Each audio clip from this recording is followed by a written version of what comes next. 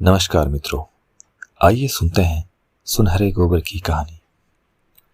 एक बार की बात है, किसी शहर में एक बड़े पेड़ पर एक पक्षी रहता था जिसका नाम था सिंधुक। सबसे चौंकाने वाली बात यह थी कि उस पक्षी का मल सोने में बदल जाता था। यह बात किसी को भी पता नहीं थी। एक बार उस पेड़ के नीचे से एक शिकारी गुजर रहा था। शिकारी उस पेड़ के नीचे आराम करने के लिए ठहरा। वो आराम कर ही रहा था कि इतने में सिंधुक पक्षी ने उसके सामने मल त्याग दिया। जैसे ही पक्षी का मल जमीन पर पड़ा, वो सोने में बदल गया। यह देखते ही शिकारी बहुत खुश हुआ और उसने उस पक्षी को पकड़ने के लिए जाल बिछाया। सिंधुक जाल में फंस गया और शिकारी उसे अपने घर ले गया। पिंजरे में बंद सिंधुक को देख शिकारी को चिंता सताने लगी कि अगर राजाओं को इस बारे में पता चला तो वो न सिर्फ सिंधुक को दरबार में पेश करने को कहेंगे, बल्कि मुझे भी सजा देंगे। यह सोचकर डर के मारे शिकारी ने खुद ही सिंधुक को राजा के सामने दरबार में पेश कर दिया और राजा को सारी बात बताई।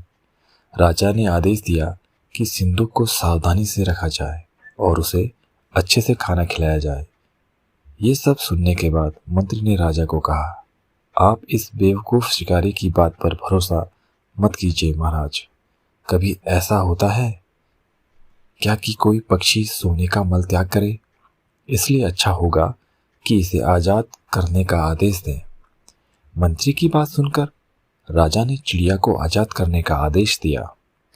सिंधुक उड़ते उड़ते राजा के दरबार पर सोने का मल त्याग करके गया। यह देखते ही राजा ने मंत्रियों को उसे पकड़ने का आदेश दिया, लेकिन तब तक वो पक्षी उड़ चुका था। उड़ते उड़ते सिंधुक कह गया, मैं बेवकूफ़ था जो शिकारी के सामने मल त्याग किया।